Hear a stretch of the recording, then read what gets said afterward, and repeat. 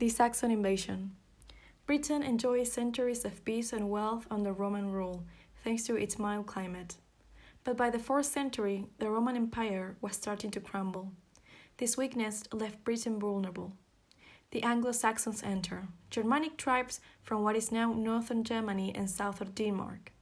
Lured by Britain's riches, these skilled warriors began raiding the island in the early 5th century.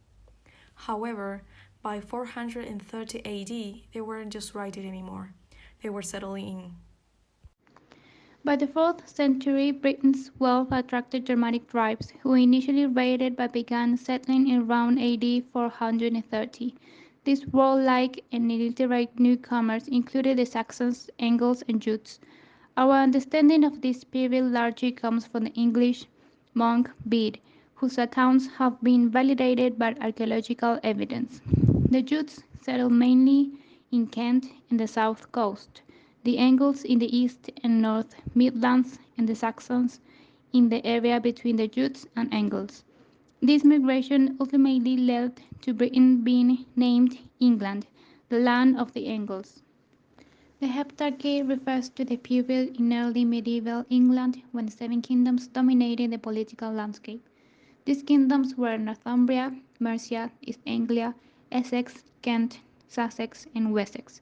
The term Heptarchy derived from the Greek words for 7 and rule, describes this era from the 5th to the 9th centuries. Over time, these kingdoms often competed and sometimes cooperated, leading to fluctuating boundaries and power dynamics.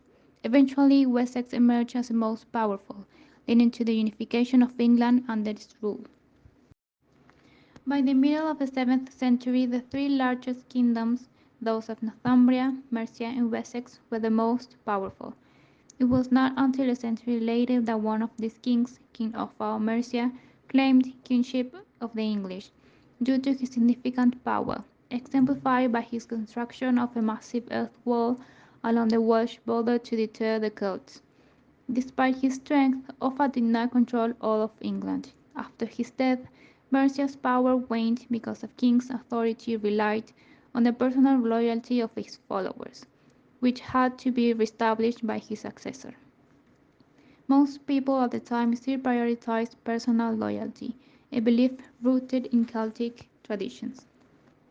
The Saxons established institutions that strengthened the English state for 500 years, including the King's Council, known as the Witan, initially informal groups of advisors. By the 10th century, the Witan became a formal body issuing laws and charters. Though not democratic and often ignored by the king, the Witan held significant authority due to its role in choosing kings and approving laws. This system became a crucial part of governance and evolved into today's Privy Council, which advises the monarch on state affairs. Anglo-Saxon society was strictly divided into classes. At the very top stood the king. He was the ultimate authority figure, chosen by the Witan. Next came the earls. Originally local officials, by the 11th century they had become powerful warlords. Their states grew and they played a significant role in both military and local affairs. Then there were the peasants. They formed the backbone of Anglo-Saxon society, working the land to feed the population. They have some rights and could own property, but their lives revolved around agriculture and their obligations to the lord who controlled their land. Finally, there were the slaves. Captured in raids or born into slavery, they had no rights and were considered property. Yet they performed essential tasks in Anglo-Saxon households and farms. This social structure, with the king at the apex and various classes below him, laid the foundation for the English class system that will continue to develop for centuries to come. The Saxons divided the land into new administrative areas based on shires or counties. These shires, established by the end of the 10th century, remained almost exactly the same for 1,000 years. Shire is the Saxon word, county the Norman one, but both are still used. Over each shire was appointed a shire reeve, the king's local administrator. In time, his name became shortened to sheriff. Archaeological evidence suggests Anglo-Saxon villages were well-organized settlements. Houses likely constructed of timber with thatched roofs clustered together for a sense of community and defense. These dwellings housed extended families who farmed the surrounding land. Livestock such as sheep, pigs, and oxen were crucial to the village survival, providing not only food but also materials like wood and leather. The prominent church building reflects the centrality of Christianity in Anglo-Saxon life. It served as a place of worship, education, and social gathering. This organized layout underscores the cooperative nature of Anglo-Saxon society. Peasants relied on one another for agricultural production and mutual well-being. We cannot know how or when Christianity first reached Britain, but it was certainly well before Christianity was accepted by the Roman Emperor Constantine in the early 4th century. In the last century of Roman rule, Christianity spread widely across Britain, including areas outside Roman control. The Anglo-Saxons, adhering to an older Germanic religion, pushed the Christian cult to the west and north. In these Celtic regions, Christianity continued to flourish, leading to the decline of paganism.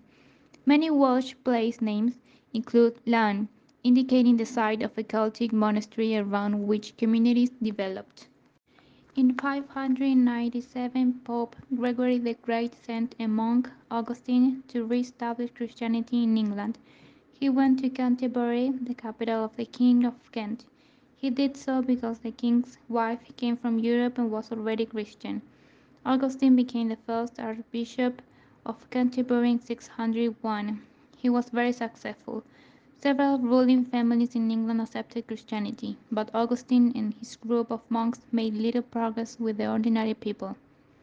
This was partly because Augustine was interested in establishing Christian authority, and that meant bringing rules to the new faith. Bede, often called the father of English history, was an English monk and scholar who lived from 673 to 735. He is best known for his work Ecclesiastical History of the English People, which provides a crucial account of early English history and the spread of Christianity in England. His meticulous documentation and analysis of historical events earned him this honorary title. Towards the end of the 8th century, the Vikings from Norway and Denmark began raiding Britain, attracted by its wealth. Initially, they conducted raids, burning churches and monasteries along the coast and even attacking London in 842. In 865, taking advantage of the disunited Anglo-Saxon kingdoms, the Vikings invaded to conquer and settled. They quickly adopted Christianity and coexisted with the local population. By 875, only King Alfred of Wessex resisted them. Despite early defeats, Alfred won a decisive battle in 878 and captured London in 886, leading to a treaty with the Vikings. By the late 8th century, Britain's wealth had attracted a new wave of invaders, the Vikings. Unlike the Anglo-Saxons who settled earlier, the Vikings initially focused on raiding. Their long ships allowed them to navigate vast distances and strike with surprise. However, by 865, the Vikings shifted tactics. Taking advantage of disunity among Anglo-Saxon kingdoms, they launched a full-scale invasion with the intent to conquer and settle. Despite initial success, they faced a strong resistance from King Alfred of Wessex. The Observer Viking ship, made in about AD 800, was 21 meters long and carried about 35 men. Though this particular ship was probably only used along the coast, ships of similar size were used to invade Britain. By 950, England had recovered from the turmoil of Vikings' invasions, but new raids by the Danish Vikings began.